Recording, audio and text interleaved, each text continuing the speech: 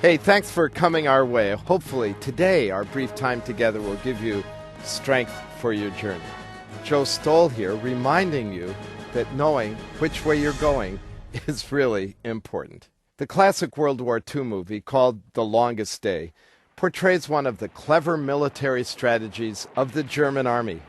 After the Allies had taken the beaches of Normandy on D-Day, their orders were to assemble in the town of St. Mere-Eglise in France. When they saw the sign for St. Mere-Eglise, naturally they proceeded in that direction. But there was only one problem.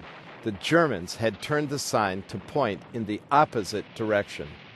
Unknowingly, the Allied forces confidently followed the sign and started marching toward the German trap.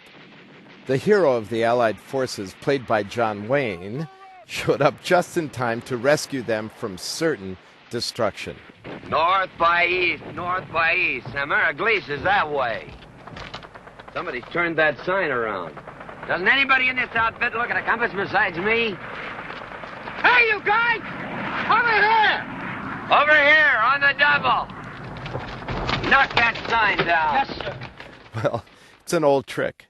But in our spiritual lives, Satan continues to use it against us with great success.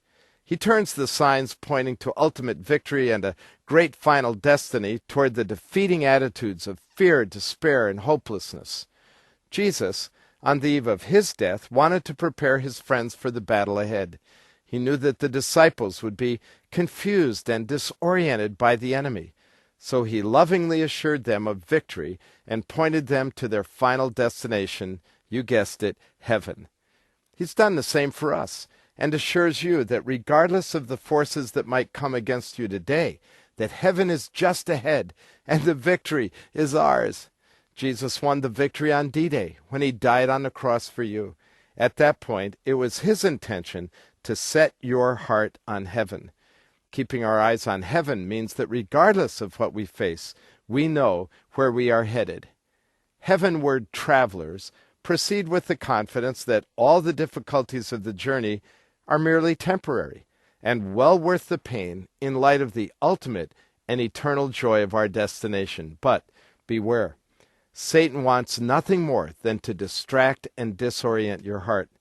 He craftily points the sign toward feelings of inadequacy and defeat. He masks the signs toward guilt and regret with slick invitations to seduction and compromise. In fact, many of his distractions claim that heaven is really here and now, if only you will engage in a little out-of-bounds pleasure or in living to increase your stacks of stuff.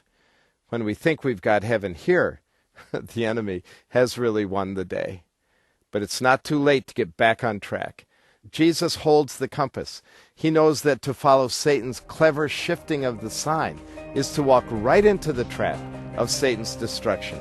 He knows the territory well, and he is calling us to follow him all the way to heaven, the ultimate destination of eternal fulfillment and joy. Well, he's not John Wayne, but you do need to hear him shouting to your heart, "Hey, you're going the wrong way. Follow me."